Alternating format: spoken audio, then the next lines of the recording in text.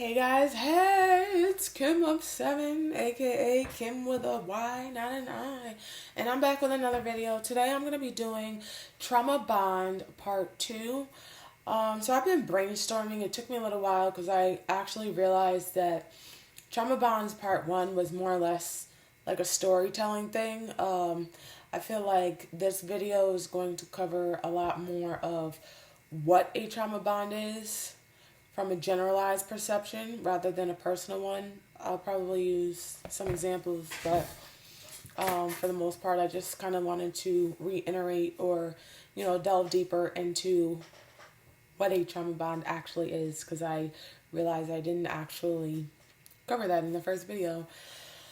Okay, so if that sounds interesting to you, make sure you keep on watching. Hi there, welcome back. So, in talking about trauma bonds, what I've come to realize or understand is that a trauma bond is more or less not just something based on history. I feel like we, every day, kind of come into contact with a trauma bond or someone that you kind of link with, or not link with, but you kind of like, you surround yourself with, and what they represent to you might not be inherently clear to you at the time, but, as you self-reflect and try to figure out what it is about that person that makes you want to be around them, or you gravitate, or certain people gravitating towards you, then it'll make more sense. So my specific particular definition, oh my god, words, come on. My specific definition of a trauma bond is basically, it's like this invisible link between whatever pain or trauma that that you have not addressed internally. So what happens is, when you don't address it and you kind of like block it out, then it's that trauma, that pain, whatever it is, that particular energy starts to remanifest itself into your reality. It comes in forms of people, particular energies. Funny story. So I worked in EMS and also in the hospital for a little while, mostly healthcare for, many years. And the last couple of years, I started really noticing that there was like a trend in the interaction that I would have with certain people around me. They were either drunks or mentally disabled. Not mentally, I wouldn't call it mentally disabled. So they would have like severe personality deficits is not the right word. But you guys, I'm not sure if you understand exactly what I'm saying. So maybe someone that might like suffer from panic attacks all the time, or, somebody that, goes through extreme depression. These are things that I'm well familiar with because, these are things that I'm still working on in my own personal journey. So for that to keep remanifesting by way of interaction with, different patients, or just people, like, I'll get like friends requests from, people that are really like, I'm just like, what do you want from me? Like, why are you even here? So yeah, that's my story. So a question that I would propose or ask is, have you ever had an acquaintance or a friend where it seems like everything bad always happens to them? And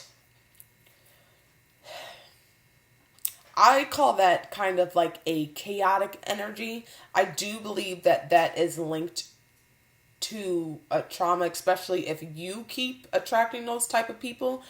And usually what happens is healers, fixers, givers, however you want to, empaths, usually tend to attract, I won't say broken people, because I feel like that is such a harsh word, but someone that really carries around that chaos energy, So things are always kind of like chaotic in their life. And then, their position in your life is kind of like for you to help them rather than them helping. I mean, not really actively, productively helping you, but just kind of like maybe on the physical level. What I've grown to notice is my perspective of relationships, whether it be friendships, intimate relationships, whatever.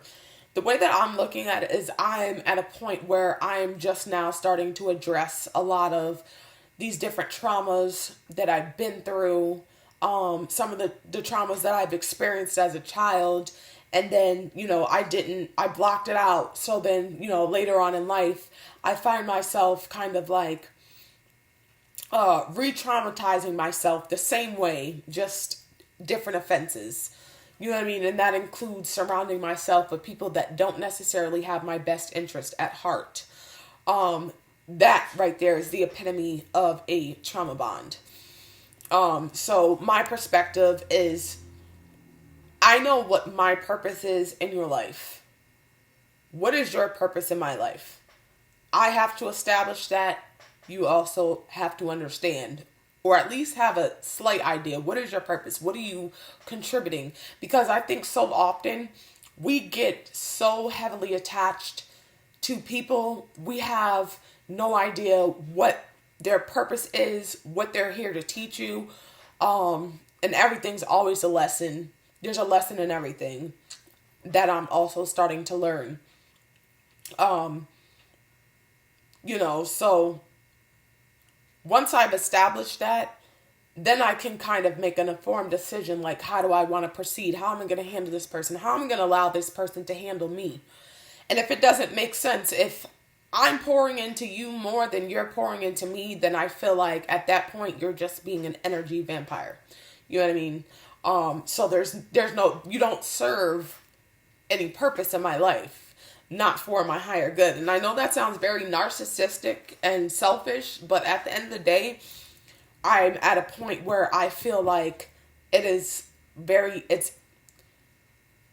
it's crucial that I put myself in a position mentally, spiritually, and physically to not only force myself to protect my own healing process and growing process, but anybody else that's around me also must be held to that same standard. And then that goes back to self-love.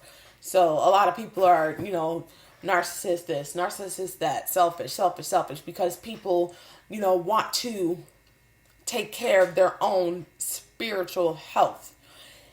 I personally am a giver. I am a person that I find it extremely hard to say no, even when I want to. And I'm coming to realize that even though I say yes when I really wanted to say no, ultimately I end up resenting myself because I said yes to something I really wanted to say no to. Then I go into a phase of self-loathing, which, with these freaking Mercury retrogrades and us going into Virgo and coming out of, where the hell did we just came out of Pisces. It's been absolutely crazy.